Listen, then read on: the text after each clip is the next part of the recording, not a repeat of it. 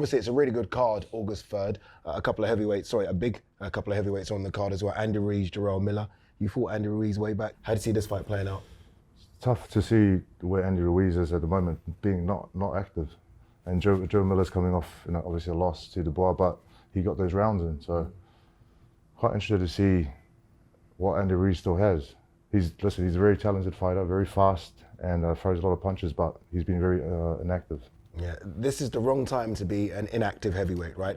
I mean, look at the active heavyweights. This man right here is now springboarded into a top 5. Cabial could be in a top 5, 2 active heavyweights. How important is it for these guys now just to start getting fights and rounds? Yeah, you've got to be busy. Have to be busy. Time and distance. It all comes from being under those bright lights on fight night.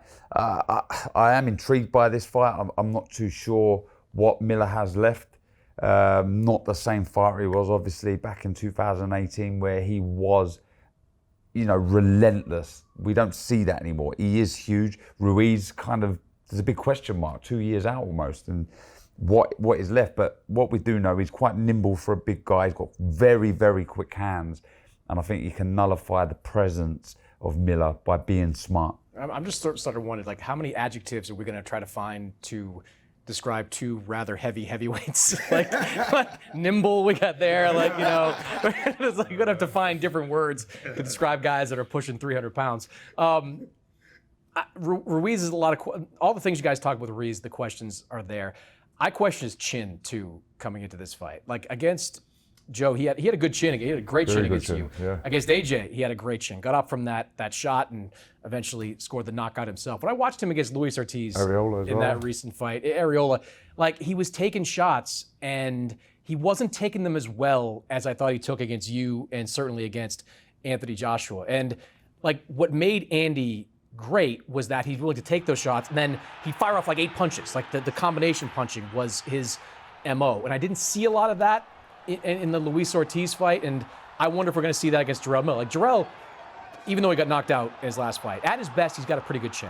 And at his best, he's got to throw a lot of punches. So I don't think either one of these guys is going to get a stoppage, but I do think going in, if the 2 versions of the guys I've seen are the ones that show up, I think Jarrell is actually better equipped to get a win. And that leaves you first as well, your punch resistance. And when you've been out the ring for almost 2 years, I remember being out the ring for 14 months and getting hit with a 10-ounce glove thinking, whoa, I don't remember this. This is horrible. And if you're right in what you're saying, Chris, and that resistance is starting to fade a little bit and you've been out the ring for 2 years, yeah, it could be a problem. I was just about to say that Chris's point goes back to Darren's point of the inactivity.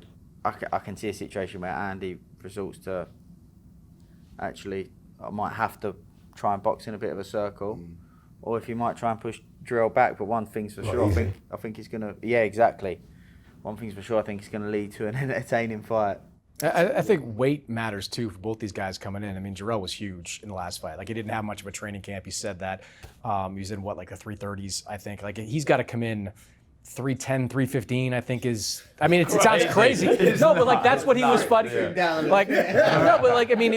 I think he fought Marius Walk at 280, and that was one of the lowest he's been. But he between 305 and 315 is kind of an optimal weight for a guy the size of Jarrell Miller. The same thing with Andy Ruiz. What was he, 280 when he fought AJ? That was a mistake. So you want to see him cutting down a little bit too into that 265, 270-ish range for him. And I think we'll know on the weigh-in day kind of which one of these guys took it the most seriously coming into this fight. Based on what have you done for me lately, who are you picking on this one? I would have to go with Andy Ruiz. Yeah? To beat Jarrell Miller? To beat Jarrell Miller. I know Jarrell Miller's been more active, but stick with Ruiz. Andy Ruiz? Ruiz. I'm taking Jarrell. Ben? I'm gonna go Andy, but a real competitive fight. Can't wait to take all your money on August 9th. I'm putting it on the table.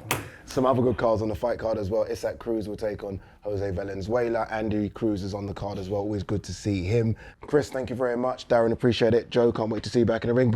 Any clues as to who you're gonna? Nothing yet. Patience. Stop it, you know, don't you? Yeah, you know. Ben, appreciate it as well. Fantastic card, August 3rd in LA, headlined by the man looking to become a 4-weight world champion, Terence Crawford, as he bids, I think, to chase down Canelo, but he has to get the job done against Israel Madrimov before then.